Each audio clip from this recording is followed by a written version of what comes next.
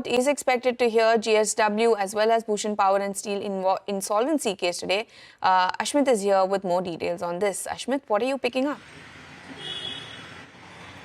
Well, this case has been a complete roller coaster ride as far as JSW is concerned. Bear in mind that in the month of May, the resolution plan was scrapped, a huge setback for them. And then just last week, we had a recall of the Supreme Court judgment. The Supreme Court recalling its judgment came as a big relief. And just as JSW Steel was about to heave a sigh of relief, now we understand that the banks have come back with a curveball. They've thrown a curveball, a fresh turn in this roller coaster ride. They've changed their position on two critical issues.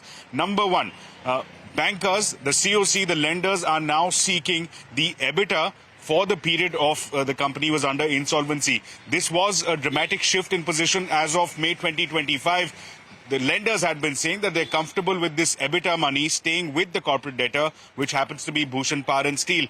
Now, they're saying that there is commercial wisdom that has prevailed on the bankers. They're changing their stance. They're aware of it. And they're going on to say that they want to avoid unjust enrichment, basically saying that JSW Steel, when they come on board with the resolution plan, will be coming on board with their 19,000 crores as well as the EBITDA for the period that the company was under insolvency. That's only one, however. There's a second curveball. The second curveball is the lenders are now saying that in an admitted departure from their earlier stance, they now want an interest to be paid to them for the delay that has been caused in the implementation of the resolution plan. They want that interest bill to be also footed by JSW Steel. So again, two strong curveballs coming JSW's way, a fresh challenge that they'll have to address when they begin arguments. We understand the arguments will begin shortly at 2 p.m. today in the Supreme Court.